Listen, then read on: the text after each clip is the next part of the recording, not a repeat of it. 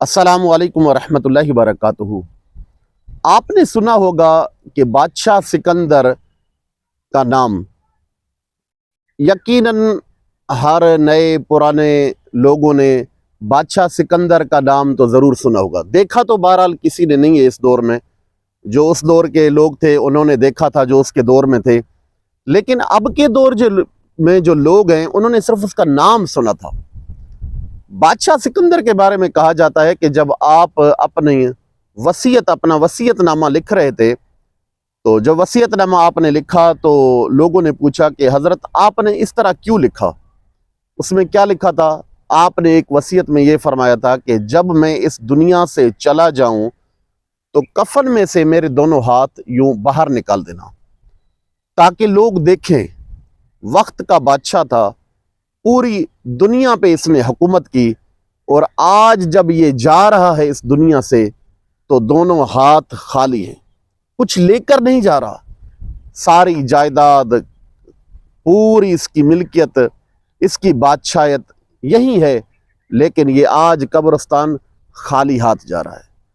तो प्यारे और मोहतरम इस्लाम भाइयों, आज हम गौर करें, इस दुनिया की खातिर, इस मिल्कियत की खातिर, इस जायदाद की खातिर, इस पैसे की खातिर लड़ते हैं, झगड़ते हैं, नींदें अपनी हराम कर देते हैं, हर तरह की दुश्मनियां मोड़ लेते हैं, लोगों से टकराव करते हैं, पैसा कमाते हैं। सिर्फ बस एक ही धुन होती है कि बस मिल्कियत बनाएं, पैसे बनाएं, जायदाद बनाएं।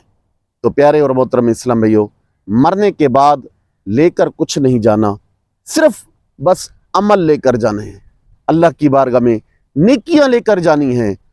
इंसान जब किसी से कोई पूछे ना कि किसके लिए कमा रहे हो, जब जिससे भी आप पूछेंगे ना, वो यही कहेगा अपने बच्चों के लिए कमा रहा हूँ, अपने बच्चों के लिए कमा रहा हूँ। कभी ये सोचा कि अपनी आखिरत के लिए कमाऊँ, नेकियां कमाऊँ, नमाज पढ़ूँ, कुरान पढ़ूँ, अच्छे अमल करूँ, अपने रब की बारगाह में पेश होना है तो नेक अमल करूँ। इस चीज़ की किसी को कोई परवाह नहीं। मौत की तो मतलब एक फिक्र भी नहीं कि मुझे मौत आनी है, किस वक्त आनी है, कब आनी है, किसी को इस बारे में पता नहीं। तो कहते हैं कि जी बस मौत तो ऐसी चीज़ है जो अचानक आ जाती है। और मेरे भाई, मौत अचानक आती है, ये रब के एक खुफिया राज हैं।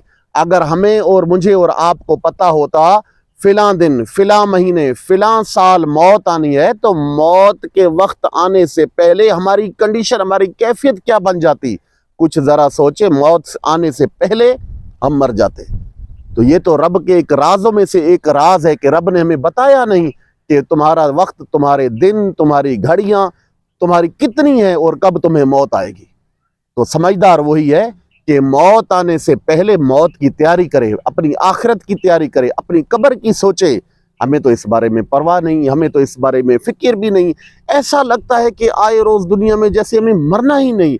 लोग मरते हैं और हमें एहसास तक नहीं। जनाजे देखते हैं, हमें एहसास नहीं। हमें अपनी कब्र याद नहीं आती। हमें तो याद सी आती है बस माल कैसे कमाना है, जायदाद कैसे बनानी है, घर कैसे बनाना है, बिल्डिंगें कैसे बनानी है, कार कैसे बनानी है, पैसा कैसे कमाना है, रात को सोऊं, सुबह को अमीर बन जाऊं। बस सिर्फ पैसे की फिक्र होती है, अपने कब्र की फिक्र नहीं होती। और मेरे भाई, ये जिंदगी हमारी जितनी गुजर चुकी है, 30 साल, 40 साल, 50 साल या 20 साल जो गुजर चुकी, सो गुजर चुकी। अब कितनी बचेगी है इसका किसी को पता नहीं। समझदार वही है जो अपने कब्र और आखिरत की तैयारी कर ले।